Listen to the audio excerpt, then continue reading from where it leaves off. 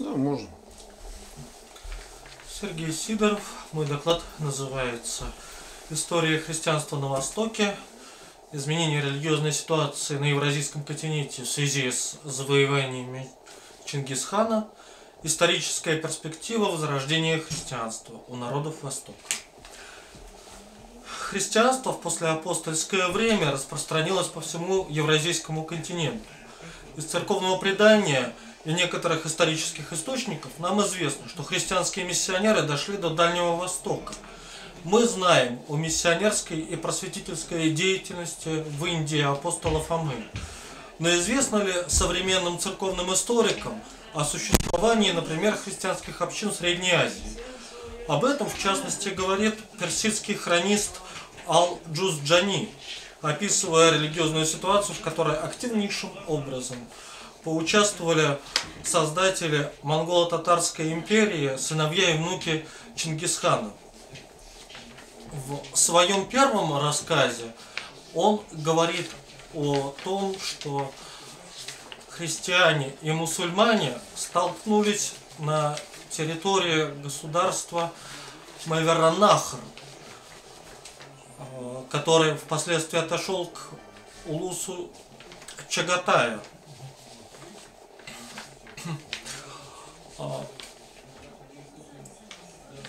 Христианская община там была фактически уничтожена, поскольку они своей активной деятельностью мешали развиваться мусульманской общине, и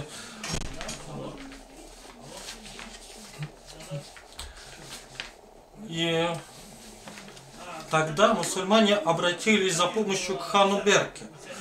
И хан Берке, приняв сторону мусульман, уничтожил общину христиан вплоть до младенцев, вплоть до женщин и детей. Второй рассказ говорит о том, что хан Берке, тот же, участвовал в заговоре против своего племянника, сына Бату Сартака, который всем православным татарам известен как один из первых православных татар.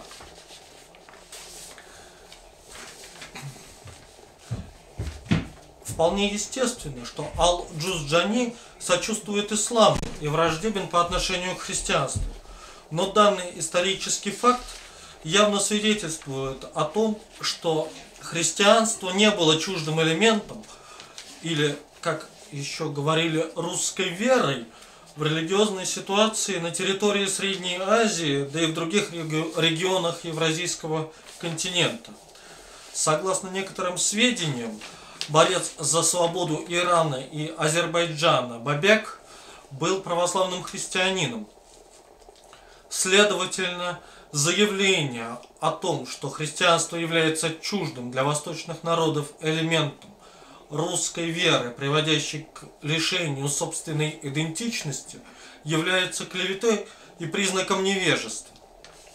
Мусульманские пропагандисты современности, пишущие о насильственном крещении восточных народов, не знают собственных историков.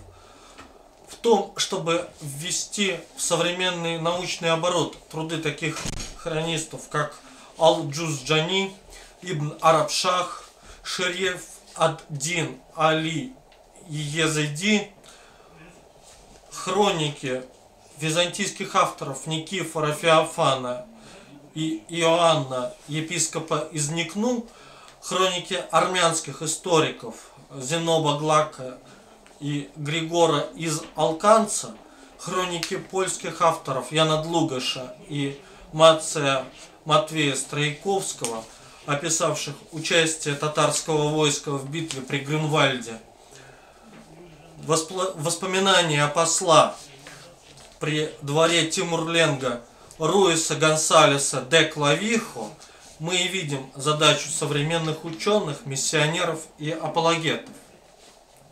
Следует также отметить главную причину, по которой в империях наследников Чингисхана в основном сохранялась веротерпимость и возможность исповедовать аутентичные религии, в частности христианство. Это, разумеется, Еса Чингисхана. закон, ставший обязательным для всех татар. В 11 пункте Яссы говорится: он, то есть Чингисхан, установил уважать все исповедания, не отдавая предпочтения ни одному. Все это он предписал как средство быть угодным Богу.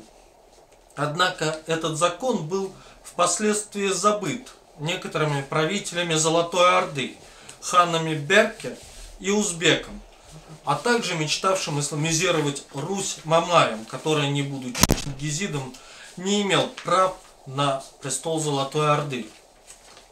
В XVI веке, согласно некоторым источникам, татары-мусульмане продавали в рабство не только захваченных ими в набегах русских и мещеряков, в то время почти поголовно принявших православие, но и своих же соплеменников из Казани, исповедовавших христианство, что и послужило поводом к обращению татар-христиан к царю Ивану Грозному, Чингизиду по женской линии. Его мать Елена Глинская была потомком эмира Мамая и дочери хана Бердибека, сына хана Джанибека и внука хана Узбека, с просьбой освободить их от подобной рабской участи.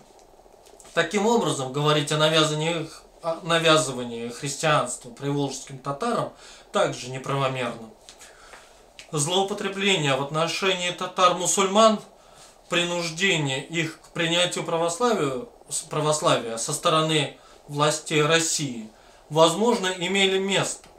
Но разве сами мусульмане не принуждали иногда христиан к принятию ислама, о чем опять же свидетельствовали источники, говорящие о продаже православных в рабство Казанским и Астраханским ханствами?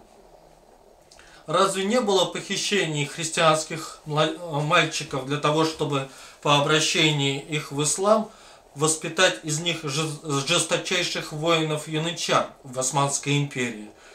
Разве не было похищений и продажи в рабство русских и татарских православных христиан казанскими, астраханскими и крымскими ханами и их подчиненными?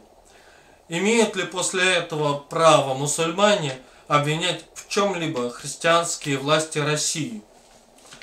Таким образом, мы видим, что добровольная христианизация татар и других народов Средней Азии и Кавказа, узбеков, азербайджанцев, чеченцев и многих других в конце 20-го, начале 21 века есть возвращение их к исконной вере, а не навязывание насильственной русификации этих народов. В частности, представляется целесообразным использовать опыт Николая Ивановича Ильминского и протоиерея Василия Тимофеева в переводе церковной службы, всеночного бдения, литургии, треп на языке этих народов, чему должны поспособствовать принявшие православие представители этих народов. Соответственно, нецелесообразно использовать таких православных миссионеров на передовой. Их задача прежде всего заключается в научной и переводческой богословской деятельности на благо Вселенской Православной Церкви. Такая деятельность должна принести значительно больше пользы, чем атаки с шашкой наголо, которыми зачастую грешат некоторые миссионеры-неофиты. Также совершенно необходимо учить миссионеров правильным способом ведения дискуссий, изучению истории, философии, религиоведения, истории религий, риторики, политологии, психологии и психологии религии, педагогики и целого ряда других дисциплин. Будем надеяться, что данные планы будут одобрены священноначалием Русской Православной Церкви и приведут к возвращению большого количества жителей России к исконной вере, православию. Но первостепенной для нас является задача обращения в православие своих, русских кряшен, в том числе с целью недопущения обращения их в экстремистские формы ислама, в частности в ваххабизм.